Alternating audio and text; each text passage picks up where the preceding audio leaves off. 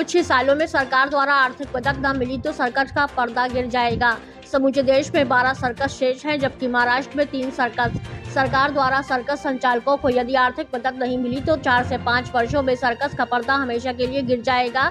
समूचे भारत देश में 12 सर्कस तथा महाराष्ट्र में 3 सर्कस शुरू है, जो कि सलाइन पर लगी हुई है। किसी तरह से 70 कलाकारों पर निर्भर सुपरस्टार सर्कस अपनी आखिरी सांसें गिन रही है। ऐसी जानकारी सुपरस्टार सर्कस के संचालक प्रकाश माधु माने ने पत्रकार परिषद में दी है। इस अवसर पर पत्रकार परिषद में उनके पुत्र अजय माने और विजय माने मौजूद थे। खामगांव शहर के म्यूनिसिपल हाई स्कूल के मैदान पर 1 जुलाई 2024 से प्रारंभ हुई यह सर्कस खामगांव वासियों का 1 महीने तक मनोरंजन करेगी। राज कपूर ने सन 1970 में सर्कस की आप बीती पर आधारित मेरा नाम जोकर फिल्म बनाई थी, जिसमें सर्कस के कलाकारों की कश्मकश को दर्शाकर सर्कस की सच्चाई को दुनिया के सामने रखने का प्रयास किया था। सर्कस एक वृत्तीय या अंडाकार घेरे में दिखाया जाता है, जिसके चारों तरफ दर्शकों के बैठने की व्यवस्था होती है। सर्कस में काम करने वाले कलाकार अपनी जान जोखिम में डालकर लोगों का मनोरंजन करते हैं।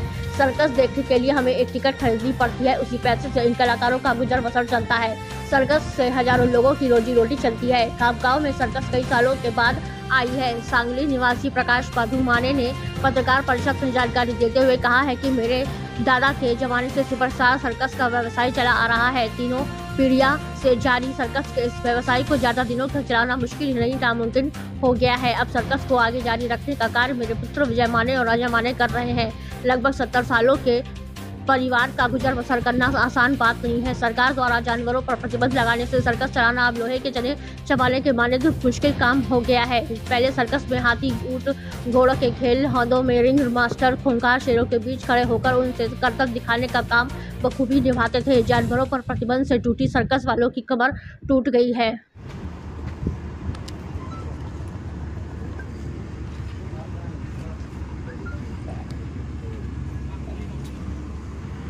शुरू करू? हाँ, शुरू करो। नमस्कार, मी प्रकाश माधू माने। मागच्या 3 पिढीपासून माझ्यापर्यंत 3 पिढीपर्यंत सर्कस चालवत आहे। आजोबा सर्कस, वडील सर्कस, मी सर्कस, आता आमची 4थी पिढी मुलं आहेत सर्कस। आता तुम्हालाच माहिती आहे आधी सर्कस कशी चालू होते, काय होते, आता काय दिवस आहे। म्हणजे आता एक शेवटी लोक म्हणतात ना,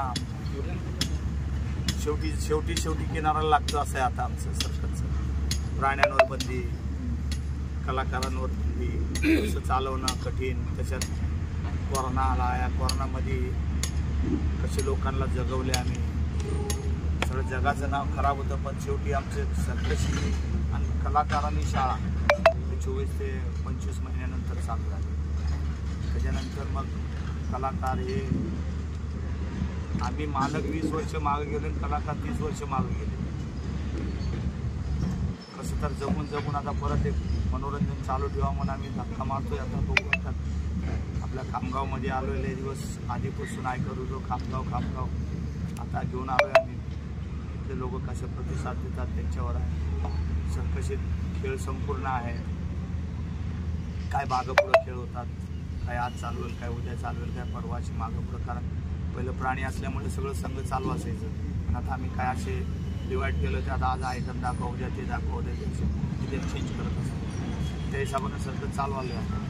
आणि सर्कस कोरोना काळात हे 60% सर्कशी बंद झाले, 40% चालू आहेत आता।